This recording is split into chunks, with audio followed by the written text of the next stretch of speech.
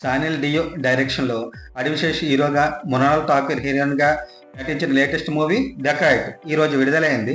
ఎలా ఉందో ఒకసారి చూద్దాం.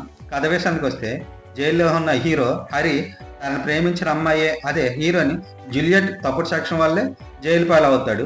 ఒకరోజు జైలు నుండి తప్పించుకున్న హీరో అప్పటికే ఆర్థిక సమస్యలతో సతమతమవుతున్న హీరోయిన్‌పై ఎలాంటి రివెంజ్ తీర్చుకున్నాడు?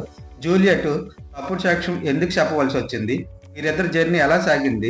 చివరికి ఏమైందనేది ఈ సినిమా కథ. ఈ మూవీకి story, screen play, hero Adivi Sesh అందించడం ఓ విశేషం.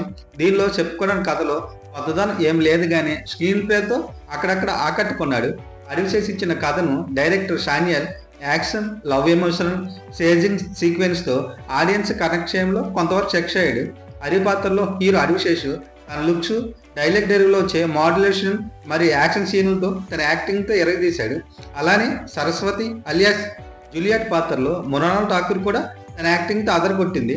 ఈ మూవీ ఫస్ట్ హాఫ్లో హీరో జైలు ఎపిసోడ్ నుండే ఇంట్రెస్ట్గా మొదలవుతుంది.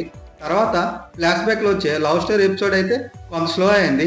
ఎప్పుడైతే హీరో జైలు నుండి పారిపోయే ఎపిసోడ్ వస్తుందో అక్కడ నుండి కొంత ఆకట్టుకుంటుంది. అక్కడ వచ్చి రీమేక్ సాంగ్, మధ్యలో కరోనా టైంలో ఆసుపత్రిలో దోపిడీ మాఫీ ఎపిసోడ్లు ఇలా కొన్ని పర్వాలేదు అనిపిస్తాయి.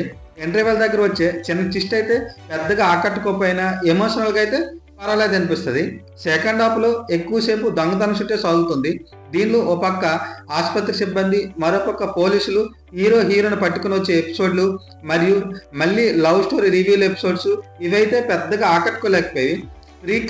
క్లైమాక్స్ అయితే బాగుంటాయి. క్లైమాక్స్ వచ్చే ట్విస్ట్ అయితే ఎమోషనల్గా ఆడియన్స్కి ఆకట్టుకుంటుంది. మరోసారి ప్రేయస్ రావే మూవీ మనకు గుర్తొస్తుంది. సిఏ స్వామి పాత్రలో అనురాగ్ కశ్యప్కి అయితే తన యాక్టింగ్తో ఆకట్టుకున్నాడు. అలానే ప్రకాష్ రాజు, సునీల్, అతుల్ కుల్కర్ని, కామాక్ష బాక్సర్ వీరికి పెద్ద స్కోప్ లేకపోయినా తన పాత్ర తగ్గట్టే నటించారు. అలానే మ్యూజిక్ డైరెక్టర్ బీమ్స్ తన బీజిఎంతో ఆకట్టుకున్నాడు. సినిమాటోగ్రఫీ, విఎఫ్ఎక్స్ నిర్మాణాలు కూడా బాగానే. ఓవరాల్గా ఈ మూవీ అయితే మరింత కాదు కానీ పర్వాలేదు అనిపిస్తుంది.